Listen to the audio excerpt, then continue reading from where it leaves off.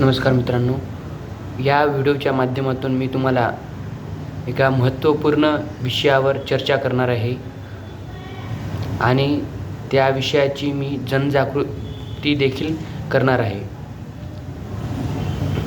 त्या विषयाबद्दल मी अवेअरनेस वाढवणार आहे. आता आपण आपल्या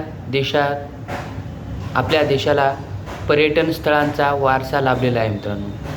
खूप सारी पर्यटन स्थळं आपल्या देशात आहेत. काही नैसर्गिक पर्यटन स्थळे आहेत, काही धार्मिक पर्यटन स्थळे आहेत, काही ऐतिहासिक आहेत. असे वेगवेगळे पर्यटन स्थळ आपण आपल्या देशामध्ये पाहतो.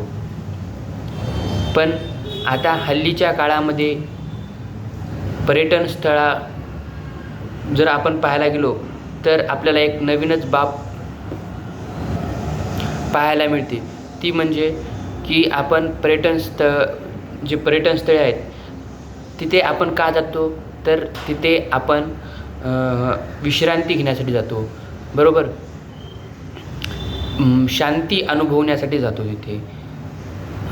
संसारातून आपण जे संसारामध्ये दिवसभर काम करून दिवस रात्र काम करत असतो, तर ह्याच्यातून थोडी आपल्याला मुक्तता मिळावी यासाठी आपण काय करत असतो, पर्यटन स्थळांना भेट देत असतो. पण आपण पर्यटन स्थळांना भेट देताना काही गोष्टींची जबाबदारी पाळली पाहिजे, बरोबर. काही गोष्टी ह्या आपण पाळलेल्या पाहिजेत मित्रांनो.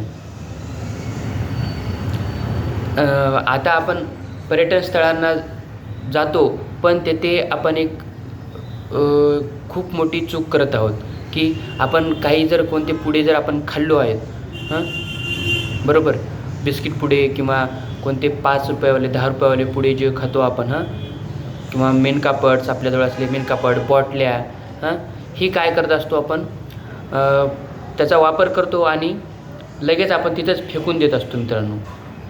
आपल्याला वाटते की काय होत नाही, वाटते माझ्या एकट्याने टाकल्याने काय होत आहे, तर असा विचार आपण करत असतो आणि आपल्या तात्पुरत्या आनंदासाठी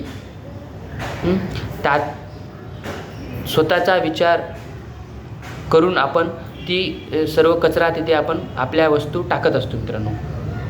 टाकाऊ म्हणजे जे काय आपल्या उपयोगी नसलेल्या. त्यामुळे तिथे प्रत्येकजण असाच विचार करतो मित्रांनो.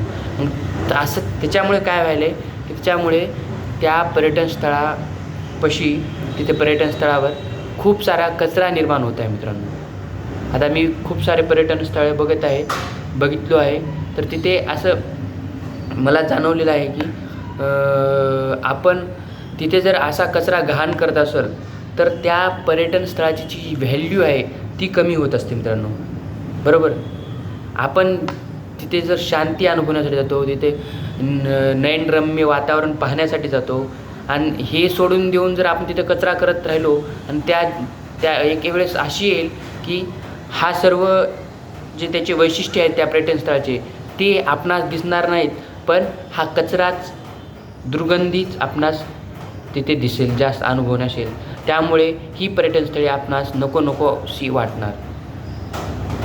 आता आपण कचरा करतो आणि त्याचं कोणाला भोगावं लागतं ते, तर ते आपल्या पिढीला, येणाऱ्या पुढच्या पिढीला, आपल्या लेकराबाळांना ते जर तिथं गेले तर त्यांना वाटते काय कचरा आहे, किती कचरा आहे, किती घाण आहे असं. त्यामुळे त्यांचं मन त्या पर्यटन स्थळावरून उतरून जाते मित्रांनो. मग ती माणसे पर्यटन स्थळांना भेट देण्यासाठी त्यांचं मन होत नाही. तर ही गोष्ट आपण पाळली पाहिजे मित्रांनो, बरोबर. आपले पर्यटन स्थळे हे जपली पाहिजे. त्यांना आपण आपल्याकडून वैयक्तिक का असेना आपल्याकडून काही घाण होणार नाही याची काळजी घेतली पाहिजे. तिथे सुरक्षा, त्या पर्यटन स्थळांना सुरक्षा आपल्याकडून प्रोव्हाइड केली पाहिजे. आपल्याकडून काही हानी होणार नाही याची काळजी आपण घेतली पाहिजे मित्रांनो. आपल्या देशाला, आपल्या राज्याला जो ऐतिहासिक वारसा लाभलेला आहे पर्यटन स्थळांचा, तो आपल्याला जपता आला पाहिजे मित्रांनो. तर मला असं वाटलं होतं की एका ठिकाणी मी असंच गेलो होतो, तर पर्यटन स्थळांना भेट दिलो होतो. तर त्या ठिकाणी मी पाहिलो की असे कचरा घाण दिसून येत होती, मला कचरा दिसून येत होता. त्यामुळे मला असं वाटलं की मी या व्हिडिओच्या माध्यमातून तुमच्यापर्यंत या विषयावर बोलावं, याविषयी जनजागृती करावी असं मला वाटत होतं. त्यामुळे मी हा व्हिडिओ तयार केलेला आहे मित्रांनो. तर जास्तीत जास्त हा व्हिडिओ तुम्ही इतर आपल्या मित्रमैत्रिणींना किंवा नातेवाईकांना शेअर करा मित्रांनो. या व्हिडिओला लाईक करा आणि सबस्क्राईब करा. धन्यवाद.